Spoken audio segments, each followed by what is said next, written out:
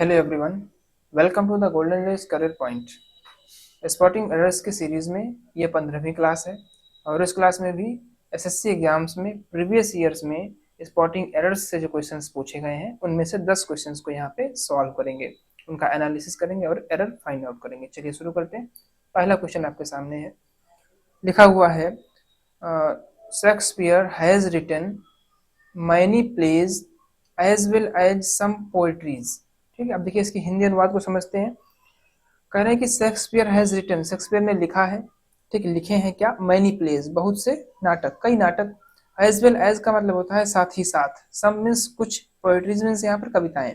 ठीक है, तो एरर देखिए यहाँ पर पार्ट सी में है, क्या एरर है, ये जो शब्द पोएट्रीज लिखा हुआ है, ठीक है, कुछ नाउन ऐसे होते हैं जिनके अंत में एस ई एस या आई ई एस लगा करके प्लूरल बनाने का प्रयास नहीं करते हैं, तो यहाँ पर पोएट्री ही रहेगा। ठीक है, भले ही यहाँ पर सम पोएट्री प्लूरल है, लेकिन पोएट्री में एस ई एस या फिर आई ई एस लगा करके प्लूरल बनाने का प्रयास नहीं करेंगे। ठीक है, ये यहाँ पर एरर फाइंड आउट है। चलिए नेक्स्ट, सेंटेंस नंबर 2, इसमें क्या लिखा हुआ है, neither of the girls were willing to accept the proposal. ठीक है, पहले इसके हिंदी अनुवाद को देख लेते हैं। देखिए नाइदर का मतलब होता है दो में से कोई भी नहीं। ठीक है, ऑफ द गर्ल्स में लड़कियों, ठीक है, दोनों में से कोई भी लड़की नहीं। Were willing to accept the proposal, willing माने होता है इच्छा करना, ठीक है, तैयार होना। एक्सेप्ट माने स्वीकार करना, द प्रपोजल माने प्रस्ताव। तो पूरा अनुवाद क्या बना, दोनों में से कोई भी लड़की इस प्रस्ताव को स्वीकार करने को तैयार नहीं थी। ठीक है, अब देखिए एरर फाइंड आउट करते हैं। पहले सेक्शन में क्या है, नाइदर ऑफ द गर्ल्स। ठीक है भाई, क्योंकि 2 गर्ल्स हैं तो यहाँ पर ये बिल्कुल सही है, प्लूरल आएगा ही क्योंकि एक को चुनना है। हाँ, लेकिन यहाँ पर जो चुन करके आएगा सब्जेक्ट हमारा 2 लड़कियों में से, वो तो सिंगुलर ही होगा, है ना। 2 में से एक को चुना गया, कह रहे हैं कि मतलब 2 में से कोई भी नहीं, तो एक बार में एक ही की तो बात होगी, है ना। 2 लड़कियां हैं मान लीजिए, ठीक है, दोनों में से एक बार इसने मना कर दिया, एक बार उसने मना कर दिया, तो यहाँ पर सब्जेक्ट क्या है, सिंगुलर है, वर नहीं होगा यहाँ पर। ठीक है, क्या हो जाएगा, हेल्पिंग वर्ब सिंगुलर की लग जाएगी वाज।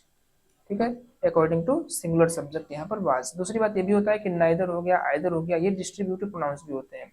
ठीक है, तो इनका यूज हमेशा सिंगुलर के साथ में ही किया जाता है। चलिए नेक्स्ट, मतलब वर्ब के साथ में। तो एरर फाइंड आउट हुई पार्ट बी में। नेक्स्ट सेंटेंस नंबर 3, देखिए इसमें क्या बताया गया है, a interesting book a tale of two cities was written by Alexander Dumas. ठीक है, अब देखिए हिंदी क्या होगी, एक इंटरेस्टिंग मीन्स मजेदार किताब, ठीक है, दिलचस्प किताब, किताब का नाम क्या है, अ टेल ऑफ टू सिटीज। ठीक है, शीर्षक है इसका। वाज रिटन पैसिव वॉइस में है, लिखी गई, किसके द्वारा, अलेक्जेंडर ड्यूमस के द्वारा। ठीक है, अब देखिए इसमें एरर कहाँ पर है, साफ साफ आप लोगों ने देख लिया होगा, सेक्शन ए में है। क्या एरर है, ये आर्टिकल की।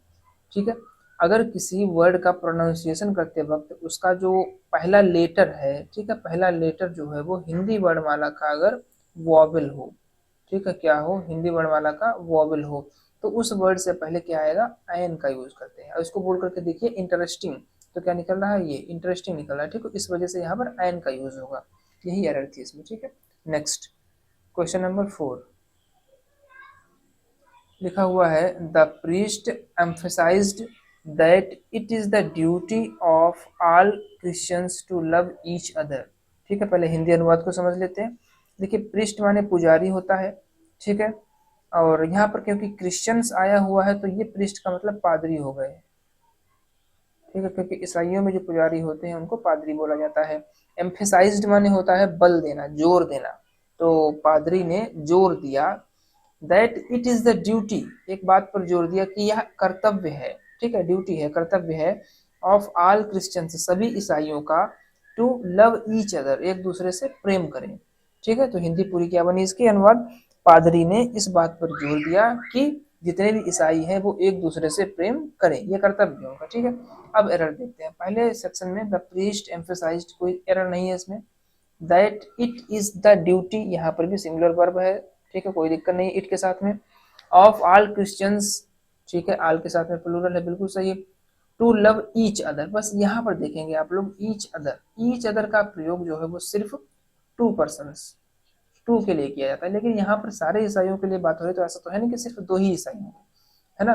तो 2 से ज्यादा, भले ही वो 3 हो जाए, उसके लिए वन अनदर वर्ड होता है, क्या होता है, वन अनदर।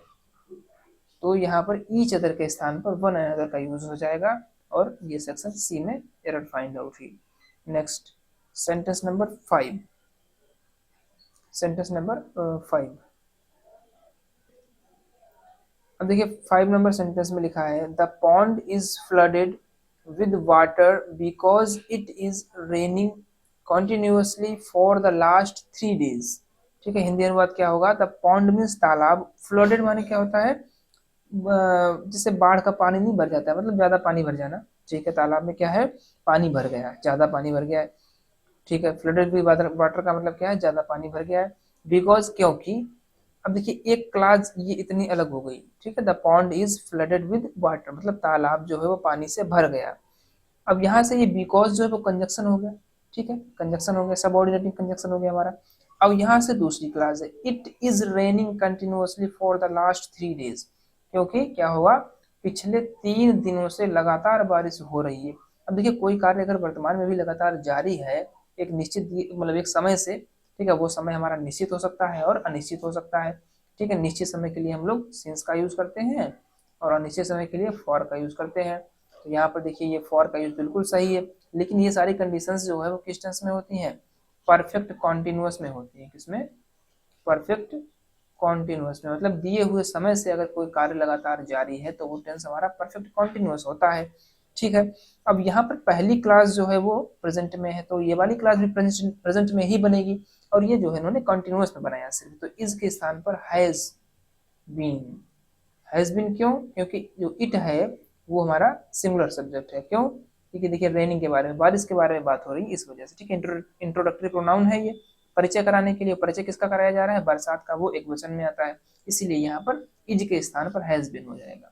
तो एरर जो है वो पार्ट बी में फाइंड आउट। ठीक है, परफेक्ट कंटिन्यूअस मतलब प्रेजेंट परफेक्ट कंटिन्यूअस का ये क्लॉज बनेगी इधर की। चलिए next sentence number 6। Any of the two roads, ठीक है, any of the two roads leads to the station. ठीक है, हिंदी बहुत ही सिंपल है, इसका अनुवाद क्या, any of the to road.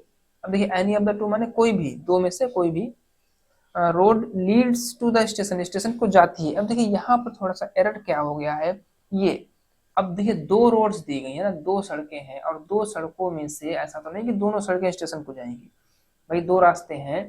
ठीक है, इसका मतलब ये नहीं कि दोनों रास्ते स्टेशन को ही जाएंगे, है ना, 2 में से कोई एक रास्ता जाएगा। ठीक है, वन और 2 वे में से कोई एक रास्ता जाएगा, और 2 में से एक को चुनने के लिए हमारे पास एक डिस्ट्रीब्यूटिव प्रोनाउन या वर्ड होता है, क्या होता है, आइदर। ठीक है, आइदर ऑफ द टू मतलब 2 में से कोई एक सड़क स्टेशन को जाती है। तो एरर हो गई हमारी पार्ट ए में। एनी का यूज यहाँ पर अगर कर देंगे तो यहाँ पर दोनों, भाई दोनों सड़कों में से किसी पर भी चले जाओ, चाहे इस पर चाहे इस पर, स्टेशन पहुंच जाओगे, ये सेंस हो जाएगा। लेकिन ऐसा नहीं होता नॉर्मली, एक स्थान पर एक ही सड़क जाएगी ना, अगर 2 के बारे में पूछ रहा है कोई। ठीक है भाई, 2 में से चुनना है, मान लीजिए स्टेशन जाना है और 2 रास्ते हैं तो एक ही तो जाएगा, इसीलिए यहाँ पर आइदर होगा। Next sentence number 7। I whistled thrice with full might and raised my arms towards the sky। ठीक है, हिंदी अनुवाद देखेंगे। I whistled thrice, whistle means होता है सीटी बजाना, मैंने thrice मीन्स 3 बार सीटी बजाई, with full might मतलब पूरी ताकत के साथ, and raise माने ऊपर उठाना, my arms towards the sky अपने भुजाओं को ऊपर उठाया आसमान की ओर, towards माने होता है की ओर। ठीक है, एरर देखेंगे इसमें, I whistled thrice, ये देखिए आई सब्जेक्ट हो गया, वर्ब हमारी जो है विसेल्ड सेकंड फॉर्म लिखी हुई है, इसलिए टेंस किस में हो गया, पास्ट इंडेफिनिट में हो गया। ठीक है, सेंटेंस जो है वो पास्ट इंडेफिनिट टेंस में है। आगे विद फुल माइट। ठीक है, अभी देखिए एंड से यहाँ पर दूसरी जो वर्ब जुड़ी हुई है रेज, इसकी उन्होंने यहाँ पे फर्स्ट फॉर्म लिख दी, जबकि होनी क्या चाहिए थी, ये भी सेकेंड फॉर्म ही होनी चाहिए। भाई ये इधर का पास्ट में है तो इधर का भी पास्ट में होना चाहिए, रेज्ड हो जाना चाहिए। तो एरर जो है पार्ट बी में फाइंड आउट हो जाएगी। ठीक है, चलिए नेक्स्ट। अब देखिए सेंटेंस नंबर 8 में क्या है, at certain seasons some areas on Mars is subject to strong winds. ठीक है, हिंदी अनुवाद को समझेंगे। एट सर्टेन सीजन्स, सर्टेन का मतलब क्या होता है, सर्टेन मीन्स कुछ खास। ठीक है, सीजन माने मौसमों पर, सम एरियाज कुछ क्षेत्र, ऑन मार्स माने मंगल ग्रह पर, is subject to strong winds क्या होता है, वहां पर तेज हवा चलती है। ठीक है। अब देखिए आपने एरर पढ़ते पढ़ते ही फाइंड आउट कर ली होगी अगर थोड़ा सा ध्यान दिया होगा। यहाँ पर एट सर्टेन सीजन्स तो ठीक है, लेकिन सम एरियाज, ये जो हमारा इसके बारे में बात हो रही, सब्जेक्ट यही माना जाएगा। ठीक है, और ये सब्जेक्ट हमारा कैसा है, प्लूरल है। इस बात पर आप लोगों ने अगर गौर किया होगा तो सब्जेक्ट वर्ब एग्रीमेंट के अकॉर्डिंग जो हमारी वर्ब है वो भी प्लूरल होनी चाहिए, लेकिन यहाँ पर इन्होंने इज लगा रखा है जो कि सिंगुलर वर्ब है। अगर हम यहाँ पर आर कर दें, ठीक है। अच्छा देखिए, वर्ब जब चेंज करते हैं तो टेंस नहीं बदला जाता है, ठीक है। इज सिंगुलर की थी तो प्लूरल की क्या हो जाएगी, आर हो जाएगी। अब बिल्कुल सही है, तो एरर जो है वो सी पार्ट में फाइंड आउट हो गई है। चलिए नेक्स्ट, सेंटेंस नंबर 9। इसमें लिखा हुआ है, I wish to heartly congratulate you for your outstanding success.